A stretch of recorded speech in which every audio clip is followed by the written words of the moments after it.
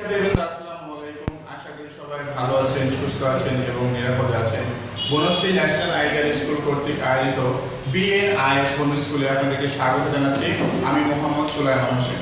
আজ আমি আপনাদের সাথে যে বিষয়টা নিয়ে আলোচনা করবো সেটা হলো আমাদের ষষ্ঠ শ্রেণীর বাংলা প্রথম পত্র এবং আমাদের আজকের আলোচ্য বিষয় হলো মাদার তেরেসা প্রবন্ধ।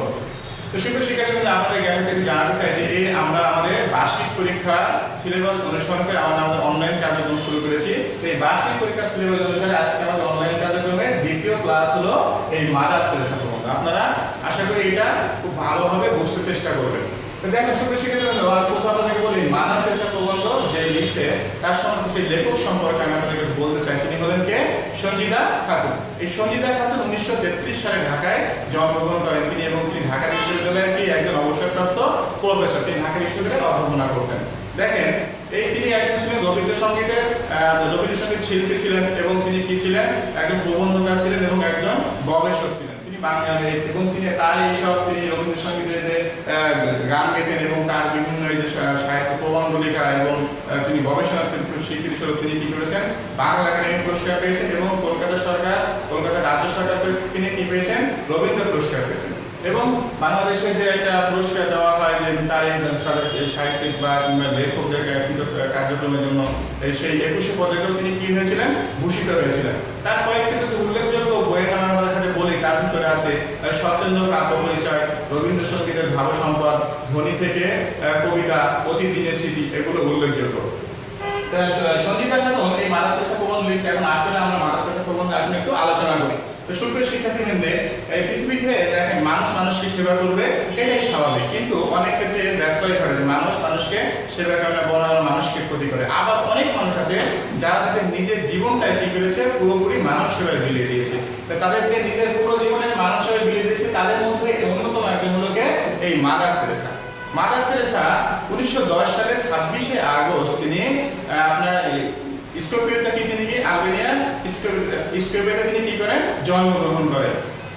এখন দেখেন মাদার তেরেসা যখন যে সময় জন্মগ্রহণ করছিলেন সেই সময় কি ছিল? 1914 সালে থেকে 1918 সাল পর্যন্ত কিন্তু সেই সময় কি যুদ্ধ হয়েছিল এবং তার পিতার নাম ছিল কি? নিকোলাস বোঝারিউ এবং তার মায়ের নাম ছিল, তার মাতার নাম ছিল কি? ড্যামাফিল বার্নার। এবং তার পারিবারিক পদে অনুসারে তার নাম দেওয়া হয়েছিল অ্যাগনেস গঞ্জা বোঝারিউ এবং তারা 3 ভাই বোন ছিল এবং তার মধ্যে সবচেয়ে তিনি ছোট ছিলেন। তো মূল কথা, মাদার তেরেসা যে সময় জন্মগ্রহণ করছেন সেই সময় ইউরোপ আমেরিকা এবং আপনার আফ্রিকাতে একটা যুদ্ধ লেগেছিল। এই যুদ্ধটা 1914 সাল থেকে 1918 সাল পর্যন্ত ছিল এবং ইতিহাসে এই যুদ্ধকে প্রথম বিশ্বযুদ্ধ হিসেবে গণ্য করা হয়। এই প্রথম বিশ্বযুদ্ধ যখন মানুষকে দলে দলে মানুষ করেছে, মানুষের ক্ষতি হয়েছে, তখন এই ক্ষতি মানুষের মৃত্যু আপনার মাদার তেরেসার মনে একটা বিশাল জায়গা করে নিয়েছিল যে তাদের প্রতি মানুষের প্রতি গর্ব তার ভিতরে খুব জেগে উঠেছিল। তারা এই সময় তার বাবা মারা যায়। সেই সময় তার কি হয়? আবার ওই যুদ্ধের সময় তার কি হয়? বাবা মারা যায়। বাবা মারা যাওয়ার ফলে তার সংসারে অনেক অভাব নেমে আসে। তারপরও তিনি মানুষ সেবা করার জন্য তিনি কোথায় আসে? তিনি 18 বছর বয়সে কি করে? লয়েটা সিস্টার্সে যোগ দেয়। লয়েটা সিস্টার্স হলো ওই সময় ব্রিটিশ শাসিত যে ভারতবর্ষ ছিল, এখানে খ্রিস্টান মিশনারিদের একটা সংস্থা ছিল কি? লয়েটা সিস্টার্স।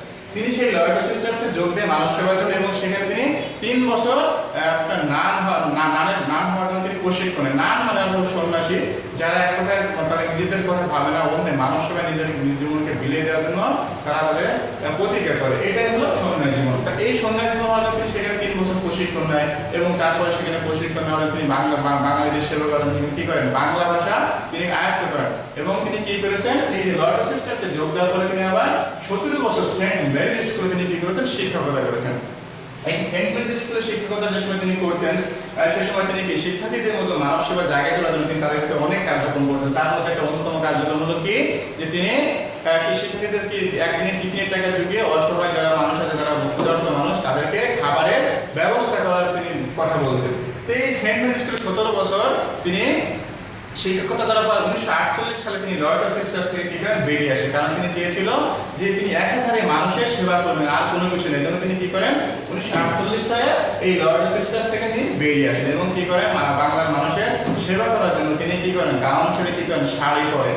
কারণ বাঙালিদের ওই সময় পোশাক ছিল কি? শাড়ি। বাঙালিদের সাথে মিশে যাওয়ার জন্য তিনি কি করেন? গাউন ছেড়ে শাড়ি পরেন। এই যে শাড়ি পরা, তিনি শাড়ি পরে তিনি তার কি করেন? মানুষ সেবা পুরো কাজ তিনি শুরু করে দেন এবং এক পর্যায়ে তিনি মানুষ সেবা করতেন। মানুষ সেবার কাজ তিনি কি করতেন? স্কুল খোলেন, যেখানে তিনি কিছু বেঞ্চ ছিল না, তারপর লেখার মতো বোর্ড ছিল না, তিনি মাটিতে দাগ কেটে কেটে কি করতেন, শিক্ষার্থীদের তিনি শিক্ষা দিতেন। এরপর তিনি অসহায় মানুষের সাহায্য করে, মানে অসুস্থ মানুষগুলোকে কি চিকিৎসার জন্য তিনি চিকিৎসা প্রতিষ্ঠান করে তোলেন।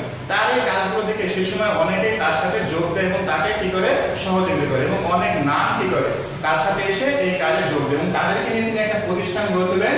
সেই প্রতিষ্ঠানটার নাম ছিল কি missionaries of charity. Missionaries of charity তিনি মানুষের সেবা করার একটা সেবা সংগঠন তিনি প্রতিষ্ঠা করেন, এবং তার নাম দিয়েছিলেন কি মিশনারিজ অফ চ্যারিটি। এই মিশনারিজ অফ চ্যারিটির মাধ্যমে তিনি অনেক রকম সেবা দিতেন, মানুষকে, অসহায় মানুষকে সেবা দিতেন, অসুস্থ মানুষকে সেবা দিতেন, তিনি শিক্ষা কার্যক্রম চালাতেন। এভাবে তার আরো অনেক নাম ছিল, তারা মিলে এই কাজগুলো চালাতেন। দেখেন এরপরে তিনি কলকাতায় যে অসুস্থ মৃত্যুমুখী যে মানুষগুলো ছিল কি, যাদের কোনো আশ্রয় ছিল না এবং যে মানুষগুলো অসুস্থ ছিল, মৃত্যুমুখী যে মানুষগুলো, সেই মানুষগুলো সেবা দান করার জন্য তিনি একটা প্রতিষ্ঠান তৈরি করেন। সেই প্রতিষ্ঠানটার নাম ছিল কি নির্মল হৃদয়। এই নির্মল হৃদয়ের মাধ্যমে ওই সময় যে কলকাতায় অসহায় যে মানুষগুলো ছিলেন, সেই মানুষগুলো তিনি সেবা করতেন, চিকিৎসা সেবা করতেন। এরপরে তিনি আরো একটা প্রতিষ্ঠান গড়ে তুলেছিলেন, সেগুলোকে কলকাতার অনাথ শিশুদের জন্য। সেই সময় কি ছিল, অনেক অনাথ শিশু ছিল, যাদের কোনো অভিভাবক ছিল না, যাদের কোনো বাড়ি ঘর ছিল না, যারা কোনো শিক্ষা দীক্ষা নিতে পারতো না, কোনো স্বাস্থ্য সেবা নিতে পারতো না। এই শিশুদের জন্য তিনি কি তৈরি করেন, শিশু ভবন নামক আরেকটা প্রতিষ্ঠান তিনি তৈরি করেন। তারপর তিনি আরেকটা কাজ করেছিলেন, যে কাজ হলো কি আপনার সেই প্রতিষ্ঠানটা হলো কি নবজীবন আবাস। এই নবজীবন আবাস তিনি তৈরি করেছিলেন শারীরিক ও মানসিক প্রতিবন্ধী যে শিশু থাকে, তাদের উন্নয়নের জন্য, তারা যে অসহায় ছিল ওই সময়, তাদের কিন্তু সেবা করতেন। শারীরিক আর মানসিক প্রতিবন্ধী শিশুদের সেই সময় কোনো চিকিৎসা ছিল না, কোনো দেখভাল ছিল না। এই মাদার তেরেসা তিনি এই শারীরিক ও মানসিক প্রতিবন্ধীদের তিনি কি করে গেলেন, নবজীবন আবাস প্রতিষ্ঠা করেন এবং সেখানে তিনি তাদের সেবা দিতেন। আর তার আরেকটা উল্লেখযোগ্য সেবা প্রতিষ্ঠান, সেবা সংস্থা ছিল, সেটার নাম ছিল কি প্রেমনিবাস। এই প্রেমনিবাস হলো তৎকালীন আপনার ওই সময় কুষ্ঠ রোগী ছিল, তাদের গায়ে রক্ত ঘা হতো, এবং এটা একটা কি সোয়াচে রোগ ছিল। এই সোয়াচে রোগগুলোর কারণে কুষ্ঠ রোগীদেরকে কেউ সেবা করতো না। তার মাদার তেরেসা সে সময় এই কুষ্ঠ রোগীদের সেবা করার জন্য এই প্রেমনিবাস করছে, এবং তিনি তাদের নিজ হাতে তাদের এই ঘা বিভিন্নভাবে পরিষ্কার করে দিতেন, এবং সেখানে ঔষধ লাগিয়ে দিতেন। সেখানে তিনি কারো মায়ের মতন এবং কারো বোনের মতন তিনি তাদের কি করতেন, সেবা দিতেন। এইভাবে এই হলো আপনার এই মাদার তেরেসা মূলত এই প্রতিষ্ঠানগুলো তিনি নিজের হাতে কি করেছেন, কাজ করেছেন, নিজের হাতে কি করেছেন, প্রতিষ্ঠা করেছেন।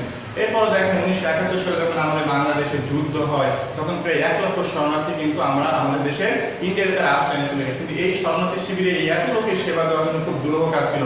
সেখানেও মাদার তেরেসা কি করছে, এগিয়ে গেছেন, এবং সেখানে তিনি তাদেরকে নিজ হাতে সেবা দিচ্ছেন, এবং তাদের চিকিৎসা দিয়েছেন, এবং বিভিন্নভাবে অসুস্থ মানুষ এবং বিভিন্ন অসহায় মানুষকে, যারা অসহায় ছিল, এই শরণার্থী শিবিরে তিনি কি করেছেন, বিভিন্নভাবে সেবা দিয়েছেন। এরপর তিনি প্রথম 1972 সালে বাংলাদেশে আগমন করেন, এবং বাংলাদেশে আগমন করার পরে তিনি কি করেন, এই নির্মল হৃদয়ে তিনি ইসলামপুরে প্রথম কি করেন, নির্মল হৃদয়ে আপনার না তিনি 1972 সালে বাংলাদেশে যেমন মিশনারি অফ চ্যারিটি প্রতিষ্ঠান করেন, কোথায়, ঢাকা ইসলামপুরে তিনি মিশনারি অফ চ্যারিটি স্থাপন করেন।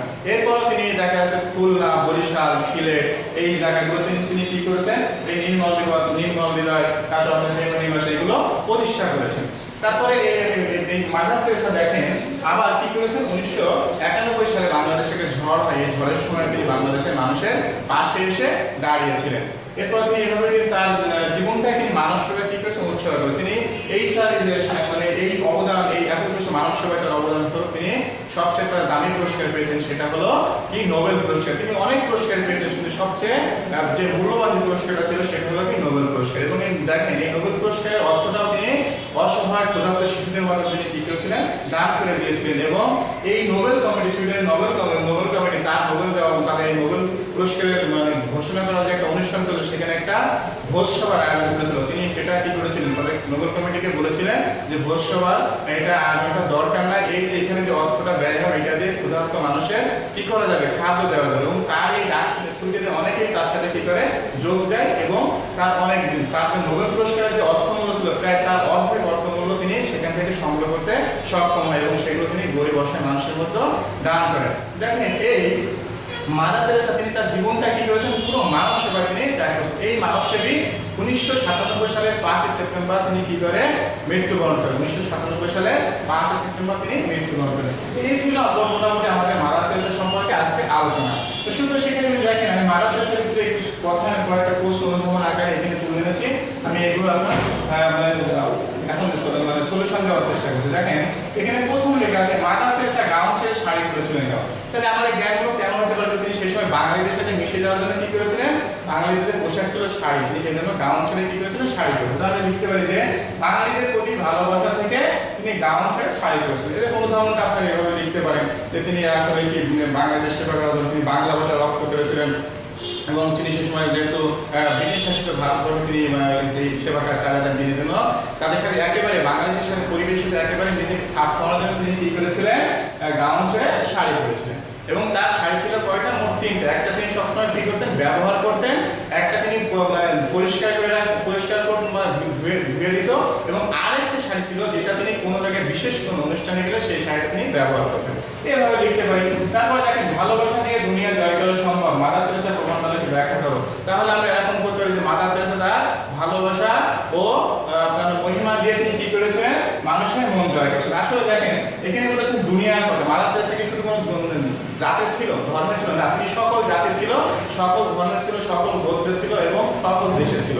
তার মানে তিনি কিন্তু প্রথমে ভারতে সেবা করা শুরু করেছেন, এরপরে তিনি বাংলাদেশে আসেন, বাংলাদেশে মানুষকে সেবা করছেন। তাহলে আমরা বলতে পারি যে মানুষের ইচ্ছা থাকলে মানুষ স্বীকার করে দেশের গণ্ডি ধর্মের গণ্ডি পেরিয়ে সেই কোনো মানুষকে সেবা করতে পারে। মাদার তেরেসা তাদের একদম উজ্জ্বল দৃষ্টান্ত। তাহলে মাদার তেরেসা কি করেছিল? তার ভালোবাসা দিয়ে তিনি কি করেছেন? সমস্ত পৃথিবীর মানুষের মন জয় করেছেন। এরপরে দেখেন লেখা আছে কি মাদার তেরেসা সন্ন্যাসী হওয়ার ব্রত কেন নিয়েছিল? তিনি মাদার তেরেসা সন্ন্যাসী হওয়ার ব্রত কেন নিয়েছিল? তিনি মাদার তেরেসা সন্ন্যাসী হওয়ার ব্রত নিয়েছিল এই জন্য কি যে তিনি মানুষকে সেবা করার জন্য, তিনি মানব সেবায় নিজেকে বিলিয়ে দেওয়ার জন্য কি করেছিল? সন্ন্যাসী হওয়ার ব্রত গ্রহণ করেছিল। দেখেন সন্ন্যাসী জীবন যারা গ্রহণ করে তাদের নিজস্ব জীবন বলতে কিছু থাকে না, তাদের কোনো মানে স্বামী থাকে না, সংসার থাকে না, তাদের কোনো কি থাকে না, পরিবার থাকে না, বাবা মার কোনো, তারা নিজেদেরকে কি শুধুমাত্র এখন নিজের কথা ভাবে না, তারা কি করে? শুধুমাত্র নিজেকে মানব সেবা করে। তাই মাদার তেরেসা সন্ন্যাসী হওয়ার ব্রত গ্রহণ করেছিল মানব সেবায় নিজেকে উৎসর্গ করার জন্য। এভাবে আমরা লিখতে পারি। তারপর দেখেন মাদার তেরেসা খ্রিস্টান মিশনারিদের যোগ দেন কেন? মাদার তেরেসা খ্রিস্টান মিশনারিদের যোগ দেন সে সময় কি এটা একটা প্রেক্ষাপট তিনি খ্রিস্টান মিশনারিদের যোগ দেন। যে সময় 1914 সাল থেকে 1918 সালে কি হয়? একটা যুদ্ধ হয়, বিশ্ব যুদ্ধ। তিনি কি করে? মানুষের যে মানে অসহায়তা দেখে তিনি কি মানব সেবা করার জন্য তিনি কি করে? খ্রিস্টান মিশনারিতে তিনি যোগ দেন। অর্থাৎ অসহায় শিশুগুলো ছিল এবং অসহায় মানুষগুলো ছিল, সেই মানুষগুলোর সেবা করার জন্য তিনি কি করে?